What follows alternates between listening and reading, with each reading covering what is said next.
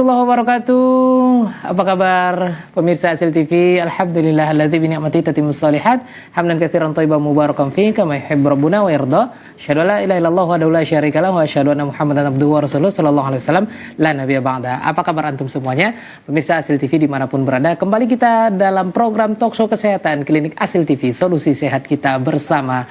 Di hari ini, Sabtu, kita berada di tanggal 19 bulan Rabiul Tsani atau Rabiul Akhir 1447 Hijriah, bertepatan tanggal 11 Oktober 2025.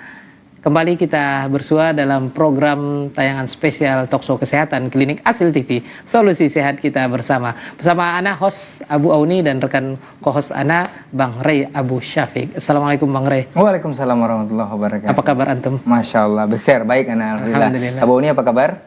Alhamdulillah. Sehat baik juga. Sehat juga. Putih-putih lagi ya? Iya. Terakhir kita membahas tentang cacingan ya. Betul sekali. Dan sekarang kita udah beralih tema. Dan sekarang kita akan membahas tema yang berbeda. Nah, pemirsa Asil TV dimanapun berada yang menonton siaran ini melalui media sosial atau juga melalui Asil Apps dan juga di satelit ya. Jazakumullah khair untuk semuanya, dan kita sapa juga jazakumullah khair untuk komunitas dokter mengaji Indonesia. Langsung saja Bang Rey, kita sapa. Ini dia dokter yang sudah pernah juga tampil di Klinik Asil TV, Dr. Muhammad Reza Aditya SP. Oke, bukan ya? Okay. Assalamualaikum dokter. Masya Allah. Assalamualaikum dok ya. Masya Allah. Gimana dok? Sehat dok ya? Alhamdulillah. Iya. Jadi spesialisnya bukan oke ya? Bukan oke. Kalau oke gini dia. Dia oka. Tapi kalau foto kita gini juga kayak. Gini juga memang gini oke. Baik. Ini bukan maksud apa-apa nih. Iya, bukan maksud apa-apa. Disclaimer dulu dok ya. Iya. Bang Rey. Ya. Kayaknya Ana alhamdulillah udah pernah jumpa dengan dokter. Dan alhamdulillah Anda juga udah pernah jumpa. Udah pernah juga. Barusan sebelum acara. Baik, silakan kenalan. Ya, Hasil TV dan Bang Rey, tafadhol. Ya, Dokter Reza ini biasanya kan okupasi ini kan bukan bahasa yang ini ya, bahasa yang lazim awam umum ya, biasa dimengerti ya. Tapi kita jangan ke sana dulu, Dok. Kita kenalan sama dokter dulu. Gitu ya. Dokter nih sekarang nih lagi apa? Tugasnya di mana biasanya kesehariannya dok? Sebelumnya panggilannya mana nih? Apakah Muhammad atau Reza? Reza kebetulan. Dari kecil Reza. Dokter Reza. Dokter Reza, silakan nih. Siap. Sekarang dinasnya di mana dok? Oke, bismillahirrahmanirrahim. Assalamualaikum warahmatullahi wabarakatuh. Waalaikumsalam warahmatullahi wabarakatuh. Terima kasih ya Bu, terima kasih Bang atas kesempatan dari Klinik Asil. Kita bisa sharing lagi. Kedua kali saya datang. Kemarin berdua, sekarang bertiga. Selanjutnya berempat mungkin. Oke, kebetulan saya sekarang aktif di pendidikan sama pelayanan rumah sakit juga, gitu ya. Kalau di rumah sakit, saya di rumah sakit Awal Bros Ayani, Eko Hospital sama Hermina Pekanbaru. Terus kebetulan memang kita juga mengabdi dipercaya mengajar di Fakultas Kedokteran Universitas Muhammadiyah Riau. Masya Allah. Di sini baru. Jadi rumah sakitnya banyak sekali. Tapi masih di Pekanbaru. Masih di Pekanbaru. Lingkupnya kilometernya pendek. Lumayan padat biasanya. Baik, Dokter Reza. Kita kan masih belum familiar ya. Iya, okupasi ini dok. Ini dok. Ini dikasih bocoran. Iya, betul. Apa nih spesialis dokter nih? Oke. Dulu awal-awal saya juga nggak tahu gitu ya. Jadi ceritanya dulu merantau kita kan ke sini nggak tahu kita mau kerja aja, kita mau menikah kan kerja gitu ya. Ternyata jalannya rezeki ketemu ke sini jalannya. Jadi okupasi ini adalah ranah khusus pada pekerja. Jadi kalau selama ini taunya spesialis penyakit dalam, penyakit anak, terus spesialis jantung, bedah, ya. Itu kan fokus per penyakit. Kalau kita fokusnya di person ya, di orangnya, dan khusus pekerja. Kenapa? Karena kita menilai bahwa semua kita ini lebih banyak waktu di tempat kerja daripada di rumah. Betul Bang? Kira-kira berapa lama kita satu hari tempat kerja? Di tempat kerja. Iya, di rumah berapa jam aktivitas, habis itu tidur kita kan gitu. Terus kita menilai bahwa apalagi kita seorang laki-laki gitu ya, ini pekerjaan ini penting sekali. Baru kita lihat bahwa kita harus menjaga mereka dari apa-apa yang mungkin terdampak dari tempat pekerjaannya yang menyebabkan suatu penyakit gitu ya. Kita harus jaga dulu, jangan sampai ke sana. Atau ketika memang qadarullah itu sudah sakit, kita jaga biar tidak semakin parah penyakitnya, gitu. Dari segi pengelolaan proses kerjanya, gitu. Ini termasuk semua pekerjaan, Dok? Apa Semua pekerjaan. ada kriteria tertentu, ini pekerjaan ini aja atau enggak ya? Sebetulnya secara umum semua pekerjaan, walaupun memang beberapa sudah ada yang spesifik ya. Ada lagi nih seperti teman-teman di spesialis kedokteran penerbangan. Oh gitu. Itu pilot, pramugari, pramugara mereka sudah fokus ke sana. Oke. Ada lagi yang kelautan, yang menyelam, ada juga lagi. Ada lagi mungkin teman kita juga kan dokter safety. Ya, itu khusus atlet. Spesialis kedokteran olahraga, ada juga kayak gitu. Jadi di luar itu sih kita menganalisa semua pekerjaan itu. Gitu. Itu ternyata itu ya okupasi itu ya. Jadi bukan oke ya? Bukan oke. Oke nggak apa-apa juga. Kalau sebelumnya kan kita masih bingung-bingung tuh, okupasi apaan sih gitu kan? Apa ya? Sekarang udah agak terang, udah kelihatan cahaya. Walaupun masih redup-redup ya. Masih samar-samar ya. Mungkin lebih jelasnya nanti kita akan lebih lanjut tanya seputar dengan tema kita juga ya. Nah, sebelum kita lanjut nih, pemirsa SL TV dimanapun berada, jazakumullah khair untuk Anda semuanya yang sudah bergabung bersama kami ya. Dan sebelum kita lanjut nih, kita mengucapkan jazakumullah khair untuk semuanya yang sudah ikut berpartisipasi dalam program melanjutkan progres pembangunan Masjid Al-Hijrah di Markas Sunnah Nusantara Al-Hijrah, dan juga Anda bisa berpartisipasi untuk mengembangkan dakwah melalui Asil TV. Dan juga ada apa di Asil Apps, Bang Rey? Iya, yang belum download ya pastinya, yang belum download untuk Asil App-nya silahkan saat ini juga download, ketik di Play Store-nya, ketemu Asil App, di download karena banyak sekali yang bisa antum dapatkan di sana. Salah satunya adalah kita sekarang ini yang lagi live. Kemudian kajian-kajian record yang belum sempat disimak juga bisa di sana. Kemudian bisa baca Al-Qur'an juga. Bisa tentu info masjid juga, bisa juga perhitungan zakat juga ada di sana. Bisa juga. Dan yang paling penting seperti antum bilang tadi adalah bisa donasi di sana juga untuk antum yang punya kelebihan rezeki, kelapangan rezeki. Nomor rekeningnya udah ada di sana ya? Udah ada di sana. Gampang, sekarang semua sudah dimudahkan. Dan seharusnya lebih mudah juga kita untuk beramal dan berbuat kebaikan. Amal jariah, betul sekali. Oke. Tapi yang pastinya mau bergabung nanti, silakan di 0811755066 untuk tema kita belum kita kasih tahu. Nah, itu dia. Bang Rey dan pemirsa Asil TV dimanapun berada, kita kembali ke Dr. Reza, spesialis okupasi. Iya. Dr. Reza. Ya. Gimana? Ini antum masalah pekerjaan. Nah, jadi yang antum bahas ini masalahnya terkait dengan bangkit dari stroke. Iya. Strategi tetap produktif gitu ya. Dan itu tema kita hari ini sepertinya. Iya, Masya Allah. Itu bukan bangkit dari kubur gitu itu. Ngeri-ngeri banget. Nanti ada itu yang akhir ya. Nah, ini dok, kan biasanya kita kalau orang-orang yang umum ya, kalau sudah terkena stroke udah menunggu finish gitu. Tapi bawaannya tuh negatif aja gitu kalau udah stroke ya. Bagaimana nih Dokter Reza, bangkit dari stroke? Apakah stroke ini bisa disembuhkan? Dipulihkan atau bagaimana? Oke. Baik, stroke sendiri kan sebetulnya ada dua ya tipe stroke itu. Ada yang memang dia perdarahan, yang pecah pembuluh darahnya, ada juga yang tersumbat pembuluh darahnya. Kayak kita serangan jantung. Iya, gitu sama kayak serangan jantung. Serangan jantung sumbat ya. Tapi serangan jantung tuh biasanya nggak pecah pembuluh darahnya. Tapi kalau di stroke tuh ada dua. Ada yang pecah, ada yang tersumbat. Biasanya kalau tensi kita terlalu tinggi sekali sampai 190 terus-terusan, itu bisa pecah kemungkinan. Bisa. Kalau yang tersumbat biasanya relatif tensinya nggak begitu tinggi, tapi memang komorbidnya banyak kayak kolesterol, gula darah, diabetes gitu-gitu banyak biasanya. Jadi banyak yang menyumbat. Mungkin sama kalau kita tahu belajar sakit jantung tuh mungkin itu ada sumbatan di pembuluh darah jantung. Nah ini ke kepala, ke head office kita bilangnya gitu.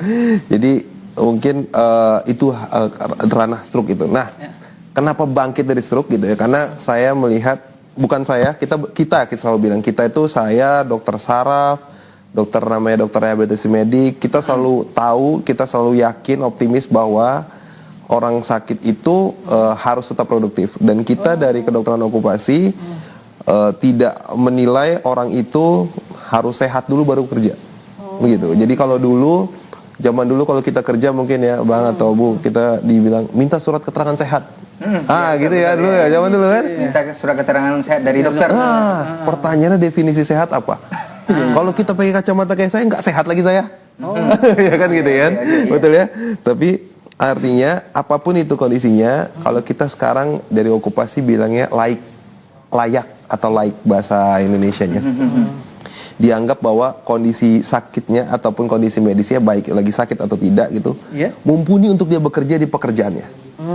Jadi penilaiannya tidak hanya di pasiennya, tapi kita menilai bagaimana rincian pekerjaannya. Kayak abang atau abu saat ini bekerja sebagai host, ngapain aja sih gitu. Nah itu kita nilai. Kita nilai apakah kondisi spesifik stroke pada hari ini bahasannya berpengaruh terhadap performa pekerjaannya satu, atau bahkan bisa memperburuk kondisi stroke-nya ketika dipaksakan bekerja. Nah gitu, jadi yang kita berikan adalah banyak rekomendasi mengenai begini loh harusnya bekerja. Dan kita tidak hanya bicara ke pasien. Surat kita atau rekomendasi kita berbicara kepada atasannya. Kita bicara kepada HRD perusahaannya. Itu yang selama ini mungkin kalau kita ngomong misalnya kita berobat, ya Pak jangan kerja malam ya gitu. Padahal atasannya nggak tahu, kita dikasih tahu nggak boleh kerja malam gitu kan. Jadi komunikasi itu berjalan gitu ya. Kalau kita berbicara ke atasannya, ke HRD-nya atau ke atasan langsung, itu akan ada kerjasama yang baik. Komunikasi melanjutkan kerjasama, dan itu biasanya cukup berhasil untuk orang tersebut tetap produktif gitu.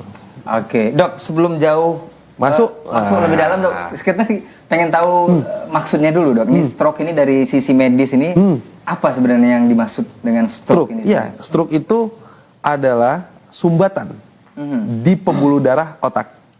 Jadi kalau selama ini kita bicara diabetes, kita bicara kolesterol, kita bicara asam urat, kita bicara mohon maaf asap rokok gitu ya, yang kadar kimianya itu bisa membuat sumbatan atau plak di pembuluh darah kita. Kalau kita tahu selang, selang banyak lumutnya, gitu ya. Paling enggak ujung-ujungnya tersumbat selang kita, ya kan gitu. Kurang lebih gitu. Lumut itu adalah semua zat yang saya bilang tadi, diabetes, gula darah, kolesterol jahat, lemak jahat, gitu ya, LDL, trigliserida namanya, ataupun asam urat gitu ya, dan kata rokok bisa memperjelek selangnya gitu ya. Lama-lama itu aliran air itu yang di selang tadi tersumbat. Kalau tersumbat, tergantung tersumbat di mana.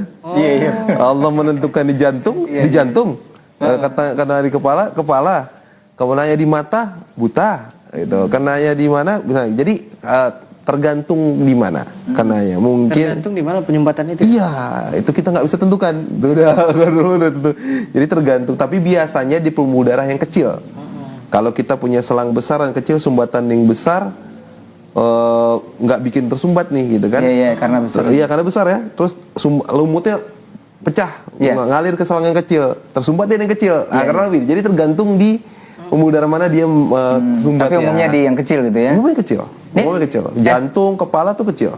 Baik, ini efek visualnya seperti apa, Dok? Apakah memang keumuman stroke itu kita nggak gerak, apa tangan sama kaki itu yang biasa umum ya, Dok ya? Iya, betul. Apa ada yang nggak seperti itu, Dok? Padahal dia stroke gitu. Ada yang tidak seperti itu. Tiba-tiba dia blank. Tiba-tiba nggak kenalin siapa. Jadi ke pikirannya, ke otak. Iya, jadi stroke ini kan menyumbat ke pembuluh darah otak, gitu ya. Dulu kita kalau dokter mau belajar bahwa di kepala ini ada pusat pendengaran, pusat penglihatan, pusat pernafasan, pusat keseimbangan, pusat kognitif, berpikir, pengenalan orang gitu. Tergantung di kepala lagi area mana yang kena si pembuluh darah tadi. Banyak nih, banyak. Terus tiba-tiba ada satu titik kesumbat. Misalnya di area pendengaran. Tiba-tiba tuli bisa. Atau itu udah di penurunan pendengaran. Udah stroke jatuhnya ya? Stroke. Semua sumbatan itu stroke. Jadi kadang-kadang bahkan pusing berputar, kita bilangnya vertigo. Vertigo itu bisa segejala-gejala stroke. Ketika dia mengenai pusat keseimbangan di otak. Gitu. Berbeda kalau kita vertigo yang karena telinga gitu ya, telinga dalam itu perifer, tapi ini kan sentral. Tergantung di mana dia kena, dan keluhannya banyak macam-macam. Bisa tidak bisa mendengar, bisa tidak bisa mengerti omongan. Dengar bisa, tapi saya nggak ngerti maksud abu apa, maksud abang apa. Itu ya bisa juga yang tiba-tiba dia tidak mengenali siapapun itu. Bisa juga kalau dia kena kepala depan jadi pemarah, berubah dia kontrol emosinya. Itu tergantung lokasi dia sumbatannya. Dan itu biasanya sejawat dokter saraf sudah mengidentifikasi karena di daerah sini dari kita pemeriksaan CT scan atau MRI ketahuan di mana, dari situ kita bisa analisa inilah kemungkinan yang bisa terjadi. Memang selama ini paling nampak visual kita kadang-kadang muka mencong, betul, ya kan, tangan, keumuman yang terjadi seperti itu, tapi tidak menutup kemungkinan ada hal lain. Saya menemukan bahwa kok tiba-tiba suami saya pemarah dok, gerangnya gitu. Waktu dokter dulu, ternyata waktu itu saya di pusat saraf di Jakarta gitu ya, di Fatmawati banyak kasusnya, dia bilang kenanya ini stroke, tapi memang kenanya ke kognitif, ada emosionalnya gitu. Ternyata itu ilmunya. Iya, tergantung mau di mana Allah menentukan. Kena di sini, kena di situ. Gitu. Seperti yang disampaikan Bang Rey tadi, Dr. Reza. Kita kan kalau melihat di masyarakat, kalau yang dikatakan stroke itu kan tangannya atau kakinya gitu. Pakai tongkat lah. Iya, betul. Iya. Atau kaki nggak bisa. Nah, berkaitan dengan yang dokter sampaikan tadi, ada beberapa jenis stroke ya. Nah, ini stroke yang seperti bagaimana nih? Kalau di masyarakat kita kan, masih stroke ringan, masih bisa kerja. Ini udah stroke. Ini udah berat nih gitu kan? Iya. Kita tanya ahli. Ini level berat sama ringan ini gimana? Iya, betul. Ya memang kadang-kadang definisi ringan sedang berat nih kita agak abu-abu juga ya, gitu kan. Terus kalau yang ringan kita dong abu-abu. Iya, abu-abu betul ya. Jadi kalau kita bilang ini ringan, ini sedang, ini berat gitu kan ya. Iya. Ya, orang ringan nggak bisa kerja, yang berat yang ringan masih bisa kerja, yang berat nggak bisa kerja lagi gitu kan. Ya kalau yang berat dia kerjanya cuma lebih ringan administratif aja, tapi yang ringan kerjanya naik-naik ketinggian, sama-sama nggak bisa kerja semuanya. Betul. Gitu ya. Jadi banyak sisi yang dilihat. Iya, jadi kita lihat tadi makanya di awal kita bilang orang yang sakitnya apa, kita analisa diagnosanya apa sesuai sejawat dokter yang terkait, mungkin ini saraf ataupun bedah saraf gitu ya. Jadi baru kita nilai defeknya apa atau keterbatasannya apa. Kita nilai pekerjaannya apa, tuntutan pekerjaannya seperti apa, gitu ya.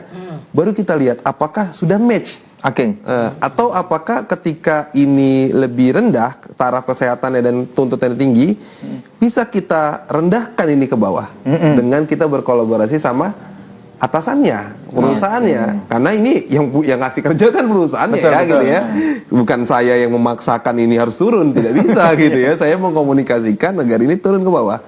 Atau jika ini tidak bisa turun ke bawah, berarti kita butuh waktu untuk menaikkan ini ke atas, kan gitu kurang lebih, biar ini balance. Jadi banyak sisi yang perlu dipertimbangkan untuk mengkategorikan ini ringan, berat atau sedang gitu ya. Karena saya ke dokter saraf pun nggak tahu juga ringan, sedang, berat apa, karena kita ya stroke gitu kondisinya. Yang dianggap ringan mungkin ketika memang aktivitas sehari-hari masih bisa sendiri, belum dibantu. Tapi itu menjadi klasifikasi yang terlalu umum. Apapun yang gampang itu ringan istilahnya gitu. Yang udah berat kali berat gitu ya. Betul. Kalau misalnya stroke, terus orang di rumahnya bisa bantu dia menjaga dirinya misalnya. Terus nampak keluar kita kalau tuh wah bagus nih perawakannya masih oke, mungkin stroke sedang atau ringan. Satu lagi padahal stroke rendah-rendah kemungkinan lebih mudah atau lebih ringan kenanya gitu ya, nggak begitu parah, tapi keluarganya nggak bisa bantu adalah tiba-tiba ketemu kita kok lusuh sekali ini stroke berat nih gitu kan gitu. Jadi sebetulnya banyak faktor betul-betul yang untuk melihat bahwa nggak ada tuh ringan sedang berat sebetulnya, tinggal bagaimana kita mengelola itu. Mungkin ada ya, tapi tidak ada klasifikasi yang cukup jelas. Bahasa motivasi dari dokter. Nah, ini kita bedakan dulu nih ya. Dokter Reza kan spesialis okupasi. Nah, nanti pertanyaan kita menukik ke stroke-nya, tahu-tahu yang dibahas produktivitas kerjanya. Betul. Nanti kita akan lebih mendalam nanti untuk mungkin nanti masuk ke psikologi juga nanti mungkin ya. Beban mental untuk orang yang bekerja seperti itu ya. Ini pertanyaannya nih. Sebelum kita lanjut pertanyaannya, Bang Rey dan Dr. Reza. Nah, kita saksikan dulu beberapa pesan ini. Pemirsa Asil TV dimanapun berada, tetap bersama kami. Kita akan kembali dalam talkshow spesial kesehatan di Asil TV, yaitu Klinik Asil TV. Tetap bersama kami dalam program Klinik Asil TV, solusi sehat kita bersama.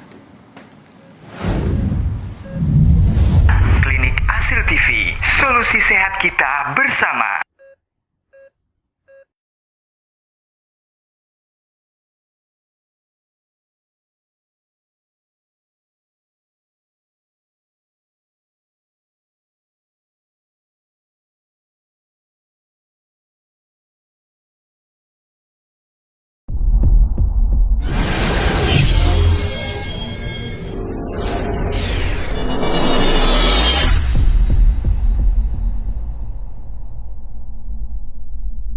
Berkaitan tentang skizofrenia atau gangguan kejiwaan tahap lanjut yang sering kali diabaikan atau disalahartikan oleh sebahagian masyarakat, maka di sini kami ingin menyampaikan bahwasanya skizofrenia bukanlah sebuah penyakit yang aib. Begitu juga dengan penyakit-penyakit gangguan psikis yang lainnya, gangguan kejiwaan yang lainnya, dia adalah merupakan sebuah penyakit yang sama dengan penyakit-penyakit yang lainnya. Yang mana kata Nabi SAW, setiap Allah turunkan sebuah penyakit pasti akan ada obatnya. Dan kita sudah belajar pelajaran akidah yang paling dasar. Kita sudah belajar pelajaran tauhid yang paling dasar, yakni ketika seseorang sakit, maka hendaknya dia menempuh dua sebab. Asbabu syar'iyyah, asbabu kauniyah. Asbabu syar'iyyah adalah dia menempuh pengobatan yang dianjurkan secara syar'i, seperti bekam, ruqyah, minum madu, minum air zam-zam. Kemudian setelah dia menempuh pengobatan secara syar'iyyah namun tidak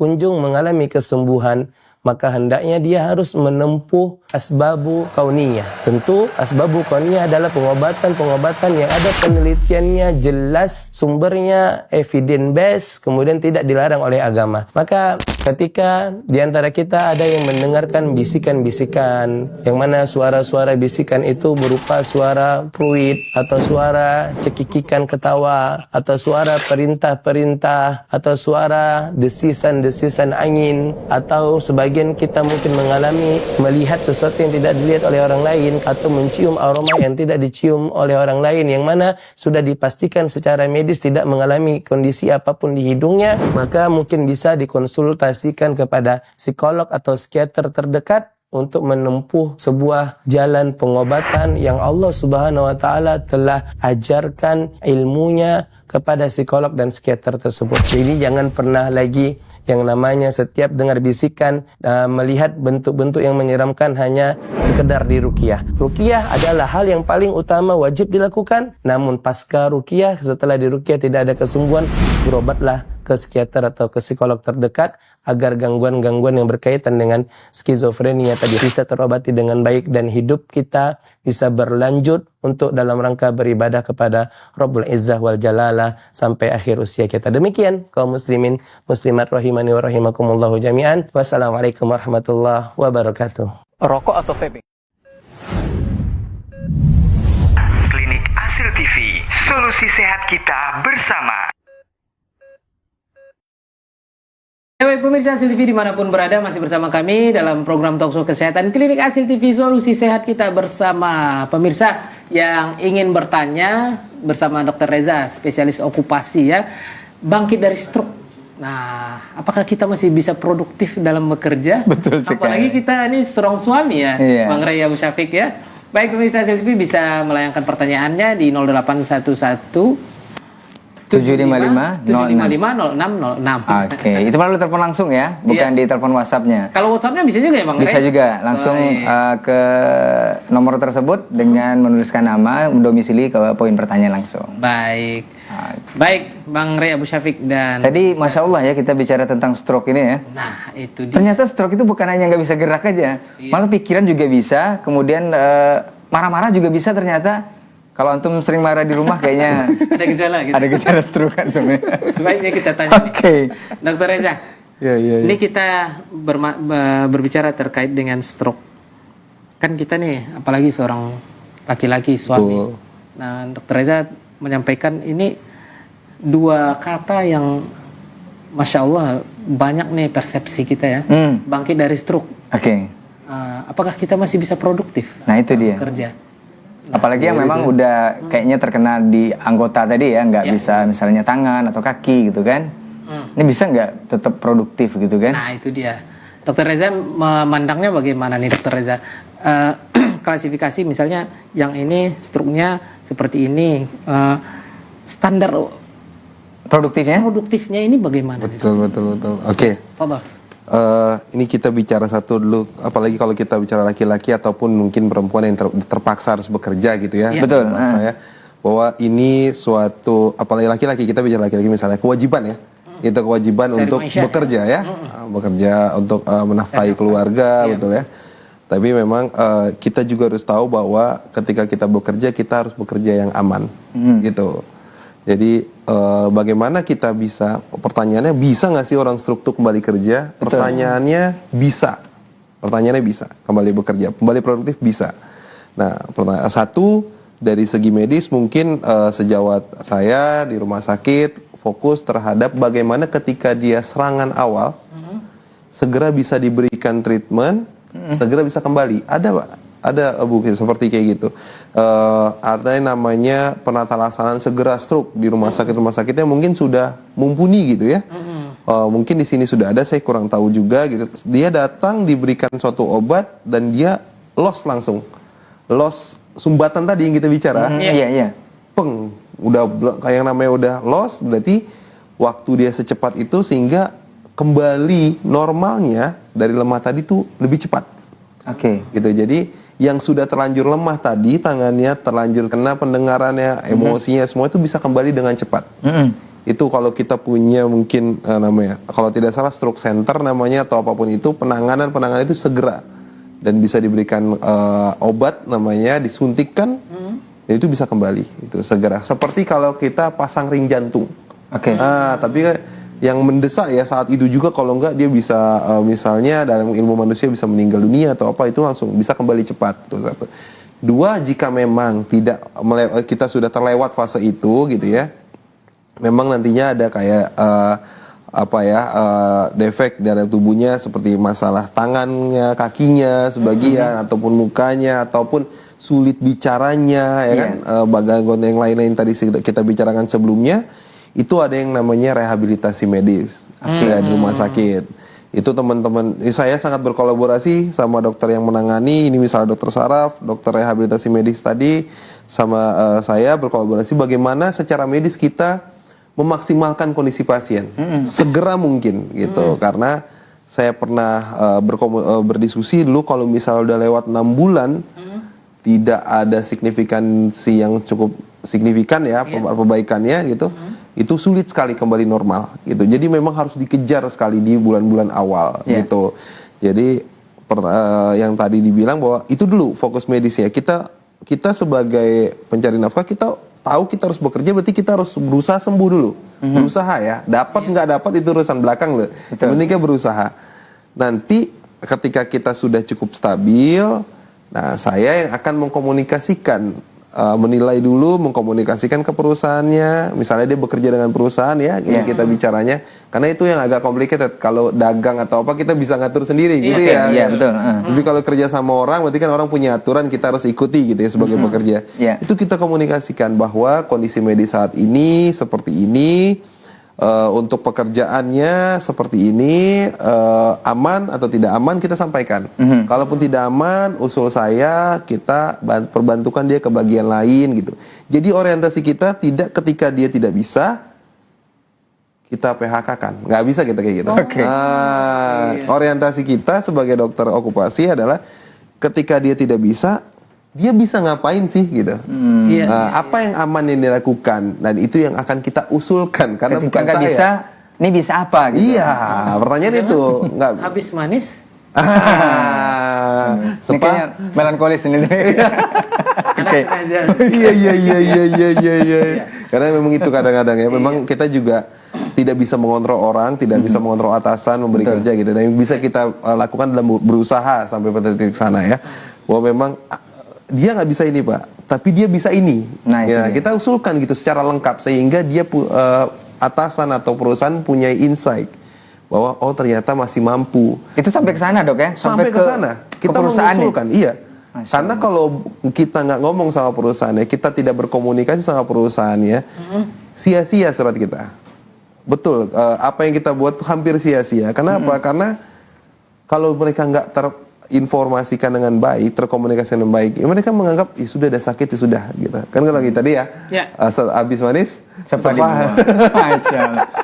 Masya Allah. Bang Ray, Iya. Abu Syafiq dan Dr. Reza. Pemirsa Hasil TV dimanapun berada, bagi Anda yang terkena stroke, apakah Anda masih bisa produktif? Silakan langsung saja Bertanya ya, berkonsultasi di ya.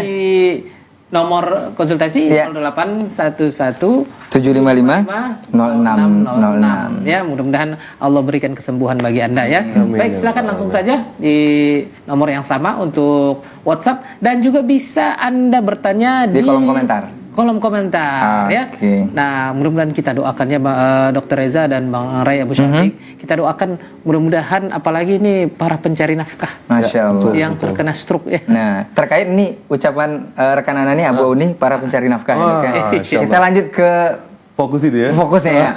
Dok, ini kan stroke ini pertanyaan umum sebenarnya. Iya. Apakah memang pencari nafkah saja yang terkena? Kemudian di gendernya, apakah usianya? Oke. Apakah usia tua mungkin?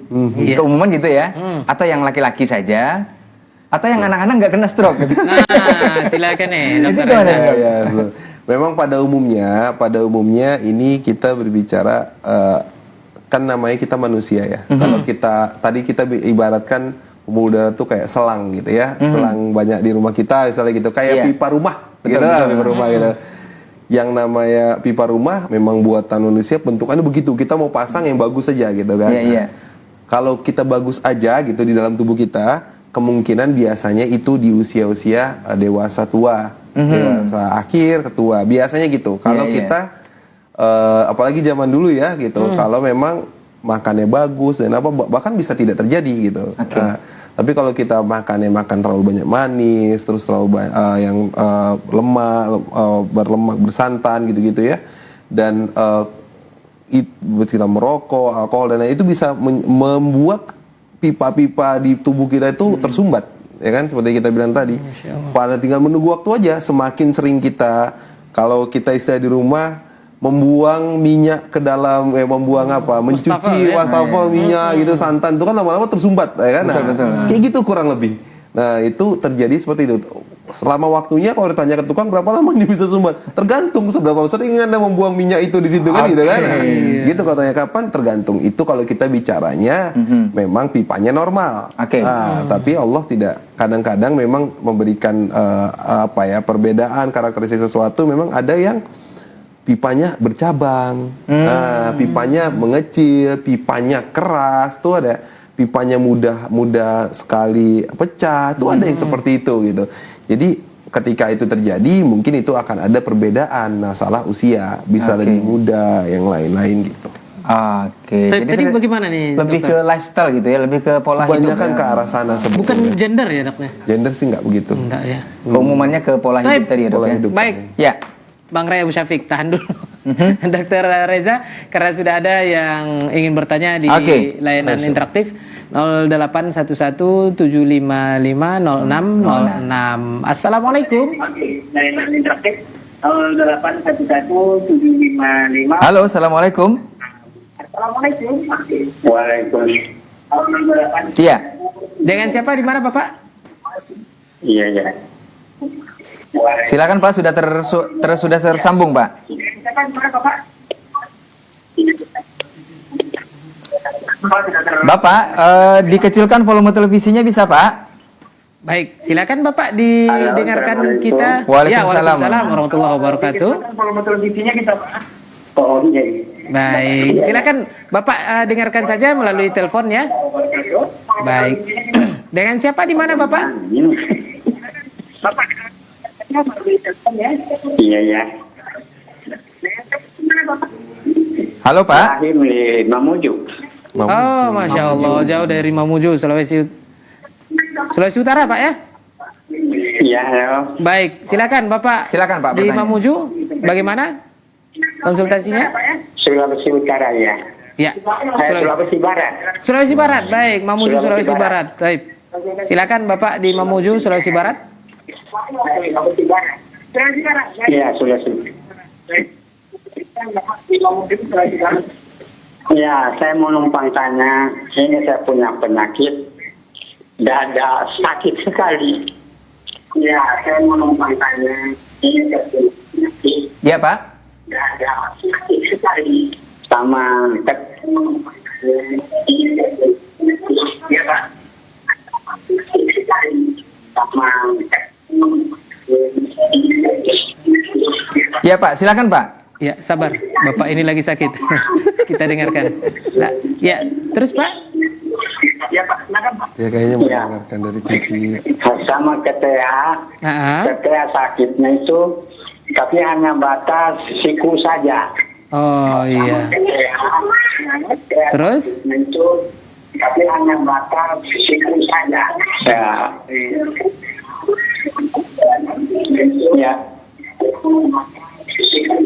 Terus Bapak?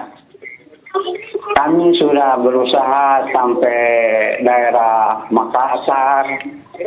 Ya, saya sudah berobat kemana-mana, belum ada perubahan. Ya. Mm-mm. Kemana-mana belum ada perubahan. Ya. Barangkali ada apa namanya bisa itu bisa diberikan informasi di Baik. diberikan informasi Baik Bapak. obat. Masya Allah, baik. Terima kasih Bapak. Iya. Iya, terima kasih atas. Terima kasih. Assalamualaikum. Waalaikumsalam. Waalaikumsalam warahmatullahi wabarakatuh. Jazakallah khair. Ya. Untuk pemirsa Asil TV di Mamuju, Sulawesi Barat, Masya Allah. Kita harus sabar dengan orang yang sakit. Oke, mudah-mudahan Bapak diberikan kesembuhan oleh Allah Amin. Subhanahu wa taala. Amin. Ya Rabbal Rabbal alamin. alamin. Tadi konsultasinya sepertinya dia sakit di Bagian dada. dada, tapi hanya sampai siku. Ketiak sampai ke siku kan. Iya. Ini sudah berobat kemana-mana katanya. Iya, Tapi Masya belum Allah. ada. Ini mohon diberikan penjelasan apakah sakit apa atau ada. Kalau obat- dari suara Bapak ini kira-kira umur berapa nih dokter? ini kayaknya Kayak teleportasi. saya apa ya? coba lagi kayaknya mungkin dah 40-50 ke atas gitu ya gitu ya. Nggak mungkin ini Bapak ini 20 atau 30. Mungkin ya. Nggak mungkin. Kemungkinan besar enggak ya. Iya. Nggak mungkin Kemungkinan besar. seusia kita ya 17 gitu kan nggak mungkin. Silakan Karena selalu ada Dokter Reza. kemungkinan kecil ya, oke.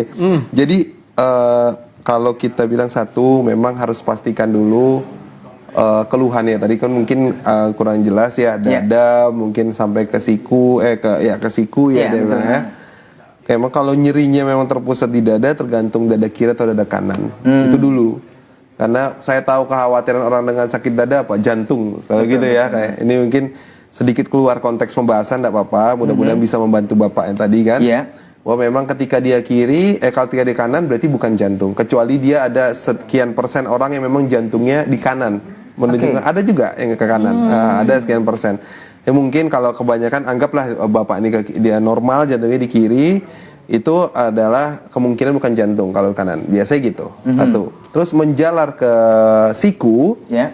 Ya sebetulnya kita satu lagi tadi kalau bukan pastikan kan keluhan jantung ini memang bisa menjalar ya. Tapi biasanya kalau sudah bertahun-tahun harusnya sih itu sudah dideteksi sama dokternya gitu ya biasanya gitu. Saya anggap bahwa memang mungkin ini dokternya sudah tidak menemukan penyakitnya apa mungkin gitu ya. Gitu, kalau saya lihat. Tapi mungkin kita kembali bahas bahwa dari suatu tubuh ini ada yang namanya tadi organ, ada juga yang namanya otot, ada juga yang namanya pembuluh darah dan saraf gitu ya. Dan bisa saja mungkin ada juga sumbatan atau bukan sumbatan, tekanan di saraf bahunya sehingga nyeri sampai ke siku gitu ya. Paling gampang sebenarnya tadi kalau misalnya memang dadanya bagian sini, misalnya ini kan dada juga kadang-kadang orang awam bilangnya kan, atau di sini, kalau taunya di dada padahal di sini gitu ya. Enak kalau saraf nih sebetulnya simpelnya nggak selalu kayak gitu, tapi simpelnya secara umum ketika kita ada hambatan atau nyeri ke sini atau lemah ke sini, kemungkinan berarti ada hambatan saraf di sini, kan gitu. Karena di sininya normal gitu ya. Gitu. Tapi ketika memang dia pemeriksaan semuanya ada, ya itu dia, kita benar-benar harus tahu banget sih. Memang tadi kan terbatas ya informasinya. Bisa juga dari sakit jantung, bisa yang memang di jantungnya, tapi itu semua harus diperiksa sama dokter. Betul-betul dilakukan pemeriksaan ronsen, EKG, terus untuk lemah di bahu. Misalnya itu udah ditemukan normal, berarti kan kita fokus di bahunya ya. Kita anggap udah normal, EKG semua syukur alhamdulillah. Ada juga itu diperiksa yang namanya EMG namanya. EMG itu memeriksa jaras-jaras saraf kita di bahu ini. Ada bermasalah atau tidak gitu. Kalau memang ada masalah berarti itu sumbernya kan gitu. Jadi memang kita harus tahu dulu. Kayak dokter nih sebenarnya kayak menyusun puzzle, Bu. Gitu. Kita tuh bekerja tuh bukan cenayang gitu, bukan satu ini selesai enggak. Ini kita tuh nebak umur tadi. Iya, gitu, enggak. Jadi kita datang nih seperti kayak kita berobat sekali itu baru dapat puzzle pertama. Nah, kita disuruh nebak nih gambar apa sebenarnya dari puzzle ini. Nanti nyari lagi ya, gitu kita nyari, tanya pelan-pelan satu-satu, kita periksa ini, periksa itu semuanya gitu kan. Makanya kadang-kadang lama ketemu dokter nih, nggak langsung ketahuan sakitnya apa. Ya karena tergantung kita datang dengan puzzle sebesar apa gitu kan. Betul. Memang ketika memang gambarnya cukup sering kita temukan sakit jantung, paru-paru itu mungkin lebih cepat kita ketemu puzzle-nya. Oh ini udah ngarah-ngarah ke jantung nih. Puzzle-nya setengah kita ketemu udah ketahuan nih jantung gitu kan. Ya. Tapi Jadi, kalau yang aneh-aneh itu kan kita harus benar-benar saran periksa. dokter Reza gimana nih? Ketemu ke dokter, harus ketemu dokter. Terus satu, kadang-kadang yang kita tidak lakukan adalah bertanya ke dokternya. Kira-kira dari hasil penemuan dokter gangguan saya ini kenapa? Kalau dari dokter belum ketemu, apa saran dokter saya ikuti gitu. Nah, kadang-kadang komunikasi ini yang kurang, entah dari pasiennya, entah dari dokternya. Terus kedua, pun dokternya nggak ketemu, tidak diarahkan juga kemana. Nah, itu yang kita nggak tahu jadinya kan sebagai pasien nih. Kita harus jelas. Kita apa adanya, kita manusia. Kita bilang kalau kita sebagai dokter bilang, Pak, dari hasil pemeriksaan kemampuan saya nggak ketemu penyakit Bapak apa. Tapi curiga saya ke sana, saya konsulkan Bapak ke dokter, misalnya dosen saya yang lebih ahli atau guru saya, senior saya, mungkin dia bisa bantu ya Pak gitu. Itu kita apa adanya bilang, karena kita berikhtiar kok, nggak ada, kita bukan solusi. Artinya kan dari Mamu juga. Udah jauh sampai juga ke loh. Makassar gitu. Iya. Ya khawatirnya Sampai ke kadang-kadang Pekanbaru nih. Itu dia. Itu. Memang kalau jaringan nih di mana-mana bisa ya. Iya. Jadi yang kita bilang adalah kadang-kadang ada satu tadi dokter dari segi dokternya ya kurang mau konsul atau apa. Kedua bisa juga istilahnya kalau kita dokter shopping. Ini sekali ketemu belum selesai nggak puas, cari dokter ini. Langsung ini. Nah, gitu. Jadi kayak belanja gitu ya. Iya, dokter shopping namanya. Ada kayak gitu. Jadi kayak kadang kita namanya berikhtiar ya, nggak langsung cepat ketemu hasilnya gitu kan, gitu. Temu nggak selesai juga pindah. Ini nggak selesai juga pindah. Jadi belum selesai informasi di sini tuntas, udah pindah ke yang lain. Pindah. Nah, itu ulang lagi, itu pindah lah. Ya, ujungnya capek sendiri jadinya. Intinya harus dituntaskan dulu ya dokter. Harapan bagusnya gitu. Kalaupun ternyata dokter tersebut merasa bahwa tidak sanggup atau apa, kan beliau akan mengarahkan gitu ya. Harusnya seperti itu. Karena tadi bapaknya kan khawatir itu ke siku, jadi bayangan-bayangan stroke itu udah ada. Iya, betul. Masya Allah. Masya Allah. Jazakallah khair untuk Dokter Reza, spesialis okupasi, dan juga Bang Ray Syafiq ya. Nah, pemirsa Asil TV dimanapun berada, tadi sudah kita dengarkan ya pertanyaan melalui telepon ya. layanan interaktif. Setelahnya ada pertanyaan. Namun sebelum kita bacakan pertanyaan dari Majalengka, ada Bapak Dayat di Majalengka. Ini pertanyaannya, nanti kita break dulu. Kita dengarkan beberapa pesan berikut ini. Tetap bersama kami di program spesial Klinik Asil TV, solusi sehat kita bersama. Klinik Asil TV, solusi sehat kita bersama. Rokok atau vaping? Jadi rokok dan vape atau rokok elektronik sama-sama berbahaya. Sama-sama membuat peradangan dalam organ tubuh, sama-sama menimbulkan efek candu, sama-sama menghasilkan karsinogenik atau zat untuk memicu sel kanker. Kemudian vape atau rokok elektronik apakah menjadi solusi bagi perokok untuk berhenti merokok? Jawabannya adalah iya, dengan syarat bagi mereka-mereka yang perokok berat, yang sudah berkali-kali gagal dalam berhenti merokok, dan dalam pengawasan, arahan, dan monitoring dari layanan berhenti merokok. Sehingga vape atau rokok elektronik harus sesuai dengan indikasi medis, karena sejatinya tujuan rokok elektronik ini adalah sebagai modalitas untuk mengurangi efek berbahaya pada rokok atau modalitas harm reduction. Demikian, terima kasih. Selalu waspadai kondisi kaki Anda, terutama pada Anda yang mengalami penyakit diabetes mellitus ataupun penyakit gula, dan juga menjaga kebersihan kaki Anda.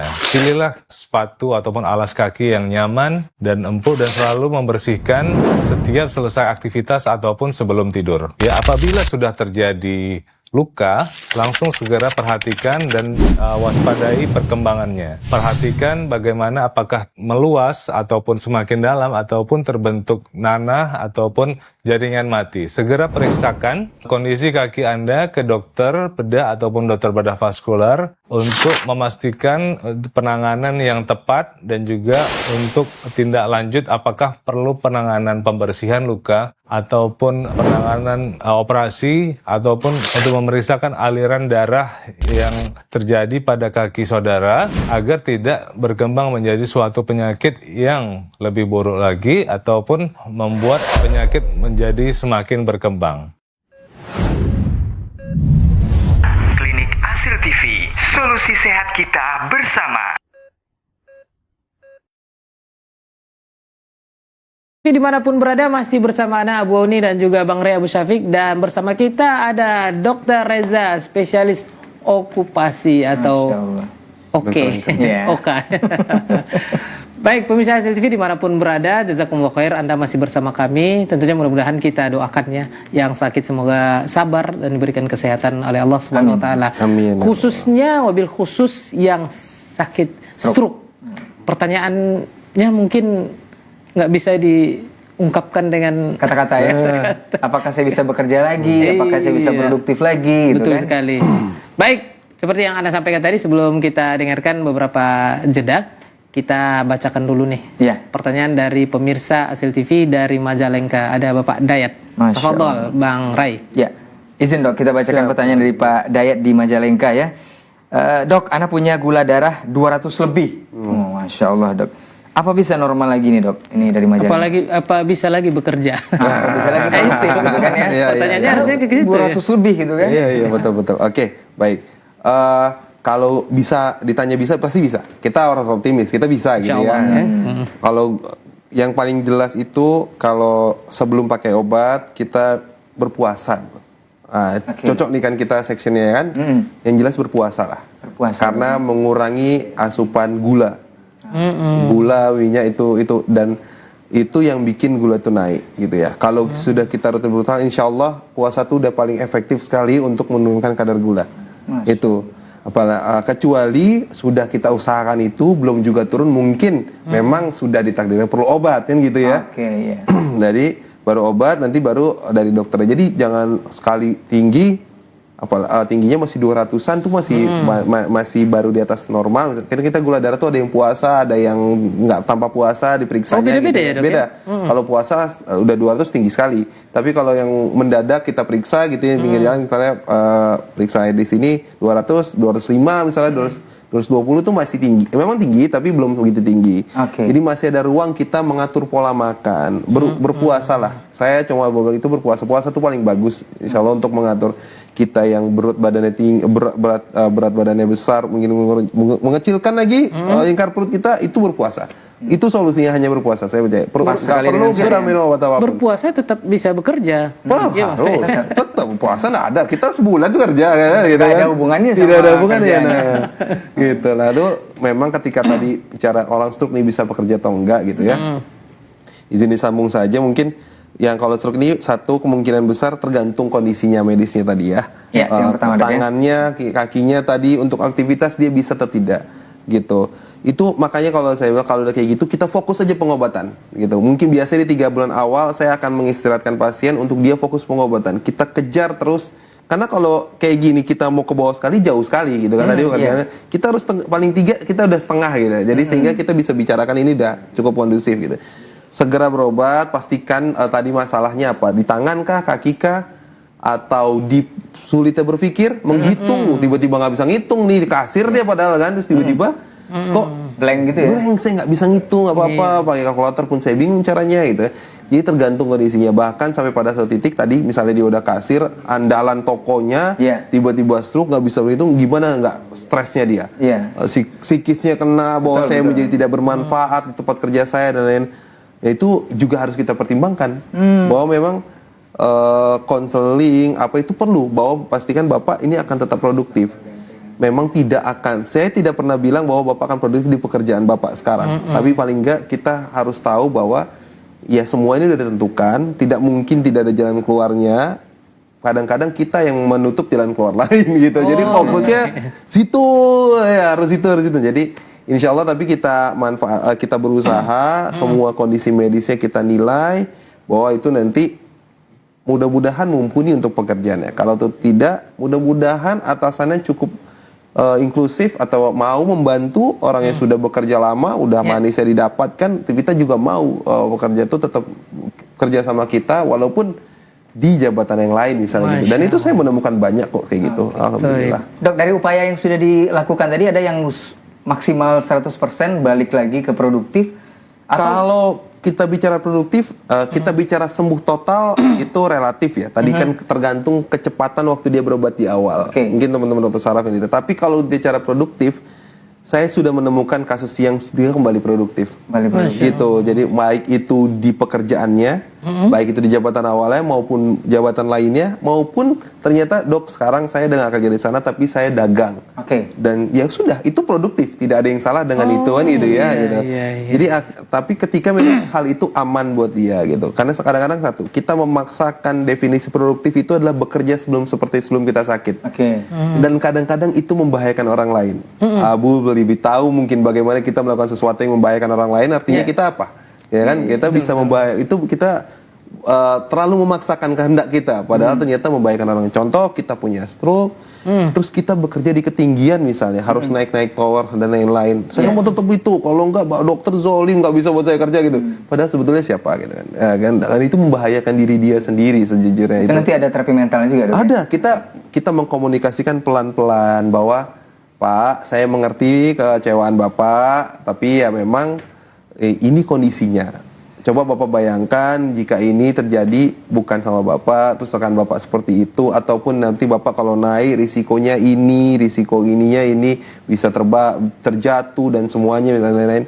Itu kita edukasi pelan-pelan bahwa akhirnya mereka sadar bahwa oh iya, kayaknya saya yang terlalu egois gitu. Kadang-kadang itu masuk pasca rehabnya gitu. Iya. Jadi selesai pengobatan dulu awal-awal, makanya tadi saya bilang 2-3 bulan awal gitu ya. Mungkin di 2-3 bulan awal tuh kita sudah mulai masuk untuk mengkomunikasikan.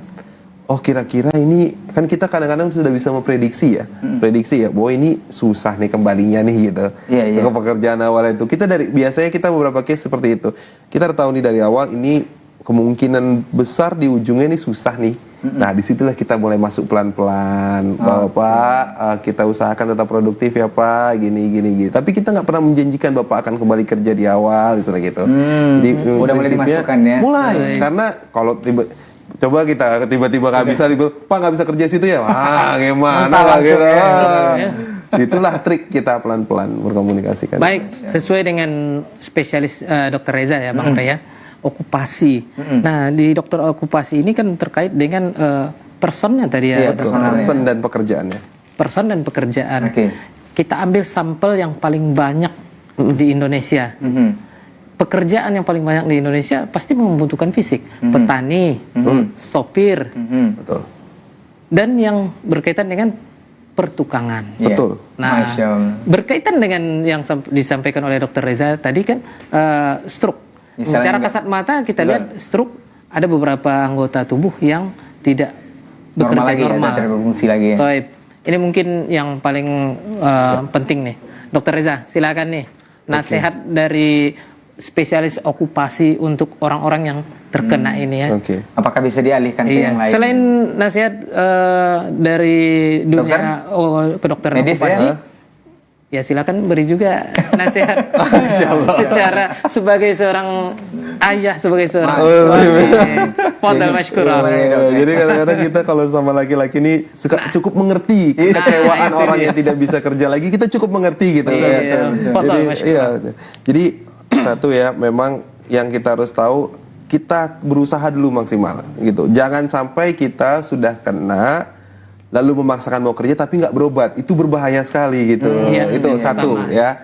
Namun ketika memang sudah berusaha maksimal, qadarullah memang tidak ditemukan, tidak dapat kembali normal seperti sedia kala, ya kita betul-betul harus mawas diri bahwa apakah pekerjaan kita cukup membutuhkan aktivitas kerja kita yang seperti sebelumnya, atau misalnya dia kerjanya di kiri, terus apakah ternyata saya bisa bantu-bantu misalnya keahlian saya mengelas atau apa, atau yang kecil memperbaiki mesin-mesin kecil di meja dengan satu tangan saja misalnya gitu, gitu ya. Jadi betul-betul selain kita menilai ke pekerjaannya, kita betul-betul menganalisa Bapak punya apa, kemampuan apa lagi selain ini itu. Jadi kayak kita membangkitkan sisi yang sering mungkin didiamkan sama dia selama ini, tidak diabaikan bahwa oh iya saya punya kemampuan lain ya gitu, sehingga bisa itu. Nah intinya sih kita nilai bahwa kalau memang itu cukup berbahaya buat Bapak, coba Bapak bayangkan, saya bilang itu, Bapak bayangkan Bapak kerja gini gitu, itu sangat berbahaya buat Bapak gini. Akhirnya tapi kita tidak hanya membatasi, tapi kita memberikan solusi, usulan. Kalau dari Bapak cerita tadi, Bapak punya kemampuan ini, kenapa Bapak nggak coba maksimalkan di sana kayak gitu. Jadi konseling ini nggak coba kayak berpikir bahwa Anda bisa kerja atau tidak gitu. Tapi Berarti pindah posisi ya? Iya, tapi bisa apa? Misalnya, oh iya dok, saya memang udah pengalaman nih, selama ini saya tukang aja. Cobalah Bapak ajak teman-teman Bapak yang misalnya tukang ya. Coba ajak Bapak teman-teman yang masih muda-muda jadi tukangnya, bukan si ininya ya, bukan si mandornya gitu ya. Jadi tukangnya Bapak. Bapak coba dengan pengalaman Bapak tanya atau orang-orang lama Bapak mau nggak diperbaiki sama saya, nanti saya yang ngoordinir. Jadi memanage kawan-kawan jadi mandor gitu. Tadinya kan orang tukang udah lama kan mau kerja apa lagi, di situ dia handalnya kan gitu. Atau yang pernah ada di Instagram disabilitas punya cara, tukang dengan amputasi, satu amputasi ini kan akhirnya dia aja jadi konten kreator, sawah tukangnya dan lain-lain itu. Jadi memang kita harus berpikir kita kalau sakit ini kita bisa apa, bukan apa, nggak bisa ngapain lagi. Berarti gitu, mindsetnya ya? Iya betul, itu yang saya yakin nggak gampang, makanya saya yakin juga nggak gampang. Tapi ketika sudah melewati ke fase itu, udah dapat di titik itu, saya udah sangat bersyukur sekali sebagai orang, dan pasti orang-orang tersebut akan bersyukur bahwa nggak segampang itu melewati fase-fase kemelut di awal dia memang gelap semuanya rasanya ya. Tapi ketika sudah fase acceptance, fase yang dia bisa nerima bahwa kayaknya saya harus ikhtiar di jalan lain, mudah-mudahan Allah kasih jalan di jalan. Karena sesuai dengan yang kita kan muslim ini sesuai dengan syariat kita ya. Kalau pintu rezeki itu banyak ternyata. Iya, betul. Kita aja yang mungkin kurang terlalu jeli untuk melihatnya. Betul. Nah, dokter tugasnya untuk mencarikan solusi itu. Iya, memberikan usulan-usulan dengan informasi yang ada gitu ya. Ternyata bukan hanya ini, kita bisa juga ini ternyata. Jadi itulah okupasi ya dok ya? Iya, betul. Baik, Masya Allah. Jadi jangan ketutup lagi ya Bu Uni. Kalau misalnya jadi Anda cuma bisa gini aja. Enggak, banyak yang lain gitu. Iya, insya Allah. Baik, sebelum kita tutup nih dok, apakah ada penyebab yang lain nih? Dokter kan hanya satu tadi, yaitu stroke. Kan ada juga nih dok, yang misalnya kecelakaan kerja. Banyak. Sehingga tangannya mungkin terpotong. Betul. Atau mungkin yang ini. Betul. Ini bagaimana? Apakah sama dengan stroke tadi? Sama. Konsepnya sama. Kita akan usahakan pengobatan sebaik-baiknya, dan kita akan nilai kemampuan berdasarkan kondisi akhirnya. Gitu. Jadi jangan kita benar-benar sampaikan nilai betul nilai Bapak dengan kondisi ini nggak bisa gitu ya. Contoh tadi yang tukang bangunan, Pak amputasi tangannya sampai sini, kalau dia sempit atau kita hanya berpikir bahwa hanya bisa tukang bangun, dia mau bicara apa satu tangan kan gitu ya. Gitu, siapa? Apalagi dia tukang bukan mandornya gitu. Akhirnya dia berkreasi sendiri, bikin video lama-lama jadi konten kreator. Nah itu kan yaitu jadi semua kasus, tidak hanya stroke, semua kasus kita akan usahakan pengobatan sebaik-baiknya, dan kita usahakan produktif sebaik-baiknya. Masya Allah. Jadi bukan hanya stroke ya Bang Ria. Masya Allah. Jazakallah khair untuk narasumber kita Dr. Muhammad Reza Aditya, spesialis okupasi. Mudah-mudahan dokter nggak bosan lagi dok. Insya Allah. Karena kalau saya sebenarnya banyak lagi yang mau ditanya sama dokter. Banyak penyakit lain lagi ya. Pokoknya oke. Insya Allah. Ini waktunya yang terbatas. Waktunya terbatas. Jazakumullah khairan untuk pemirsa Hasil TV dimanapun Anda berada. Mudah-mudahan seperti yang kita sampaikan tadi, Allah Subhanahu Wa Taala mengangkat penyakit Anda dan memberikan Anda kesembuhan, Amin. bersabar, dan juga kita doakan juga untuk orang-orang yang sekitarnya, Dok ya. Betul. Ya, betul. Iya, ini yang perlu ini yang harus menyupport juga nih. Ada yang stroke di rumah, mudah-mudahan apalagi kepala keluarga, semoga Allah berikan kembali jalan yang lainnya untuk mencari ma'isyah yang halal thayyib. Amin, ya Rabbal Barakallahu fikum wa jazakumullahu khair pemirsa Acil TV, Bang Ray Abu Syafiq dan Dr. Reza Hafizahullah. Kita akan lanjutkan di pertemuan berikutnya. Sampai jumpa. Kita tutup dengan doa kafaratul majelis. Subhanakallahumma bihamdik asyhadu alla ilaha illa anta astaghfiruka wa atubu ilaik. Wassalamualaikum warahmatullahi wabarakatuh. Waalaikumsalam. Waalaikumsalam warahmatullahi wabarakatuh. Terima kasih. Jazakallah Jazakallah khair. Terima kasih, Dok. Klinik Asil TV, solusi sehat kita bersama.